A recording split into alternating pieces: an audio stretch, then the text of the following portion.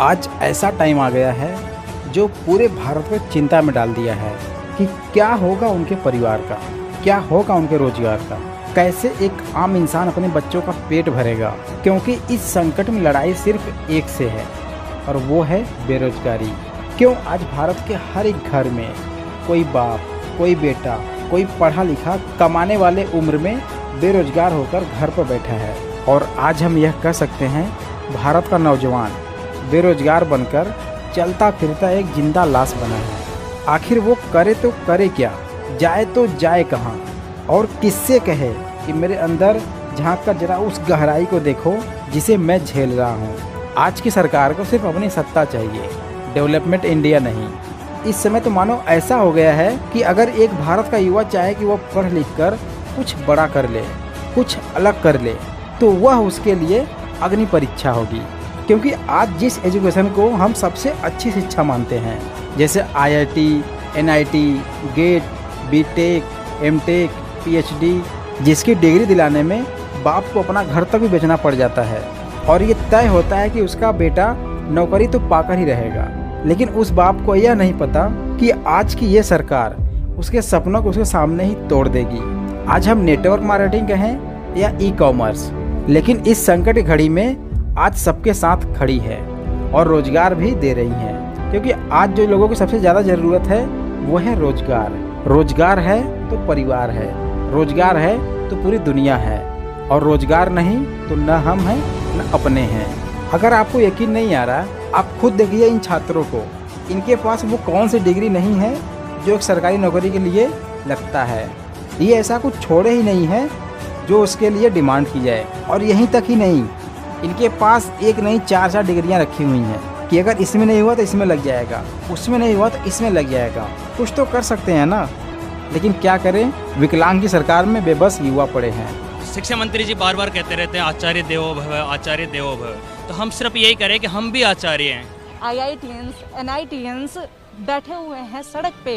1554 जो फैकल्टीज़ की हायरिंग हुई थी 3 साल पहले, अब अचानक से उनके ऊपर बेरोज़गारी का खतरा मंडरा रहा है, जिसके चलते ये सारे IIT पास, ये सारे NIT पास लोग जो हैं वो आज सड़क पे बैठे हुए हैं, अपने अधिकारों की मांग कर रहे हैं और उन वादों की बात कर रहे हैं जो कि सरकार ने किया था कि अचानक से नौकरी दे करके फिर बेरोजगारी के मोड़ पे ला करके इन्हें खड़ा कर दिया गया। देश के टॉप संस्थाओं से निकले हुए ये लोग हैं जो कि आज जंतर मंतर पे सड़क किनारे बैठने को मजबूर हैं। मैं एक चीज़ कंफर्म करना चाहूँगा कि हम धरना नहीं कर रहे हैं, हम आग्रह कर रहे हैं, विनती कर रहे हैं, हम हाथ जोड़ के रिक्वेस्ट कर रहे हैं कि हमें मिलिए, हमारी बातें सुनिए, हमें आश्वासन मत दीजिए, हमें लिखित में दे दीजिए कि हमारा क्या होगा आगे। हमारे सामने मंत्री महोदय अंदर चले गए, हमें देख कर अंदर चले गए और हमको लास्ट में ये कहा कि तुम यहाँ से निकलो। हम लोगों का चयन सन 2018 में हमारे यशस्वी प्रधानमंत्री श्री नरेंद्र मोदी जी के महत्वाकांक्षी परियोजना टेक्यूब 3 प्रोजेक्ट के तहत किया गया था। हम सभी 1554 सहायक प्राध्यापकों को भारत के विभिन्न 12 लो इनकम स्टेट्स में चयनित करके वहाँ के अभियांत्रिकी संस्थानों में कार्य करने के लिए भेजा गया था। जब ये प्रोजेक्ट स्टार्ट किया गया था, हमारी भर्ती की गई थी।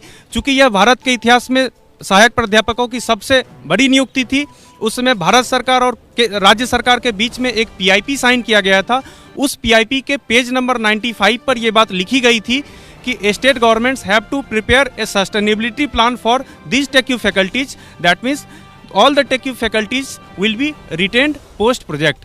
लेकिन दुख इस बात की है कि ये प्रोजेक्ट 3 साल से अधिक चला और अभी तक किसी भी राज्य सरकार के द्वारा किसी प्रकार का कोई सस्टेनेबिलिटी प्लान तैयार नहीं किया गया कि ये जो प्रोजेक्ट था इसमें ये साइन हुआ था कि 3 वर्ष तक सेंट्रल गवर्नमेंट की हेल्प से हम सभी लोगों को फंड किया जाएगा और उसके बाद राज्य सरकारों को एक आत्मनिर्भर मोड में आना है और इस प्रोजेक्ट में जो भी फैकल्टीज़ हैं उनका अप्रेजल करने के बाद, जो कि हमारा कंटिन्यूअस इंटरवल पे अप्रेजल होता है, उसमें अगर उनकी परफॉर्मेंस सही रहती है लगातार तो उनको फिर एब्जॉर्व करना है।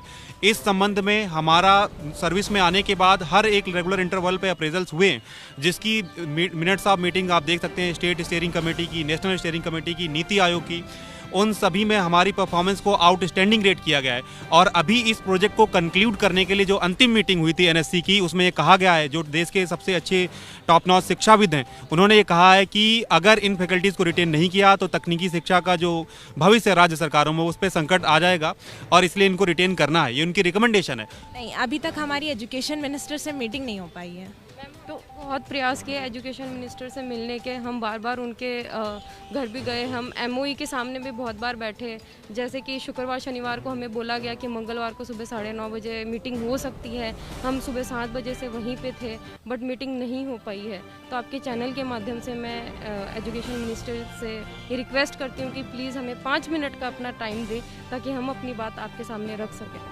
तो हम लोग यहाँ पर सभी फैकल्टी मेंबर्स अलग अलग राज्यों से, अलग अलग कॉलेजेस से यहाँ पर माननीय शिक्षा मंत्री जी एवं हमारे प्रधानमंत्री जी से ये गुहार लगाने के लिए आए हैं कि जो पीआईपी की बात की गई थी, जो एमओई की बात की गई थी, उस पर अमल किया जाए एवं उसके तहत हम लोगों के भविष्य को सुनिश्चित किया जाए।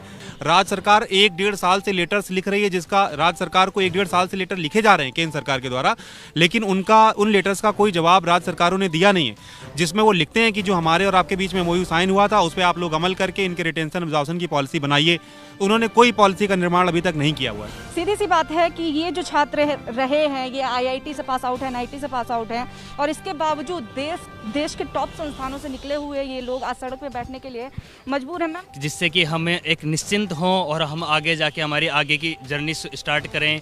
बाकी जो चीज़ें हैं, हमारे बच्चों को पढ़ाई जो ख़राब हो रही है उसको भी हम व्यवस्थित रखें, और एकेडमिक काम है मेरे कॉलेजेस के, वो सब चीज़ें जो उत्थान हमने किया है जिन पिछड़े संस्थानों का, उसको हम बरकरार रखें आगे। उसके लिए हम एक आग्रह कर रहे हैं कि हमें एक लिखित में दे दीजिए आश्वासन के बजाय।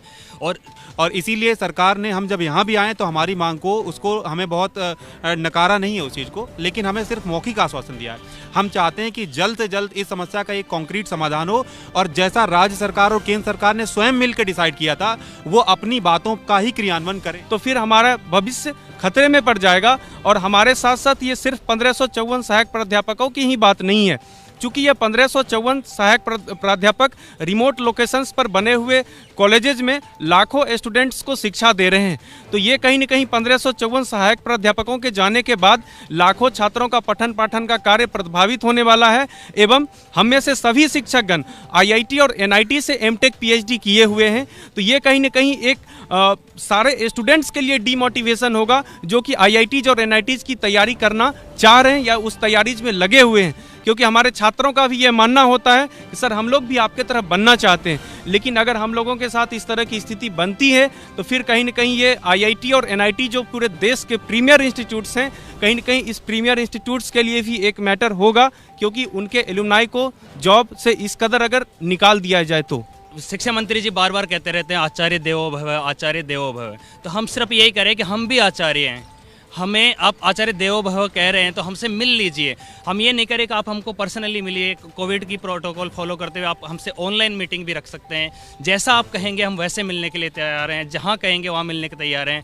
हमारे सामने मंत्री महोदय अंदर चले गए, हमें देख कर अंदर चले गए और हमको लास्ट में ये कहा तुम यहाँ से निकलो, हमको भेज दिया गया। हमने कोशिश की मिनिस्ट्री ऑफ एजुकेशन के सामने बैठने की, वहाँ से भी हमें बोल दिया गया कि तुम निकलो। लास्ट में हम यहाँ आके बैठे हैं। अभी भी हम रिक्वेस्ट कर रहे हैं, आपके चैनल के माध्यम से रिक्वेस्ट कर रहे हैं, मंत्री महोदय जी हमसे मिल लीजिए, किसी भी तरीके से मिल लीजिए और आश्वासन के बजाय हमें लिखित में कुछ दे दीजिए। धन्यवाद। तो आप देखिए यहाँ पे ये लोग कितने मजबूर हैं कि हाथ जोड़ करके विनती कर रहे हैं, अपने अपने घरों से दूर राजधानी दिल्ली के जंतर मंतर पे सड़क किनारे बैठे हुए हैं। मांग सिर्फ एक ही है कि मौखिक आश्वासन की जगह कम से कम लिखित में कुछ दे दीजिए, जिसकी वजह से ये लोग परेशान हैं। और इसी परेशानी की वजह से ये जो लोग हैं, ये टॉप संस्थानों से निकले हुए लोग घबराहट में हैं। ये लोग विनती कर रहे हैं, हाथ जोड़ रहे हैं कि इनकी बातें सुन ली जाए और इन्हें बेरोजगार होने से बचा लिया जाए।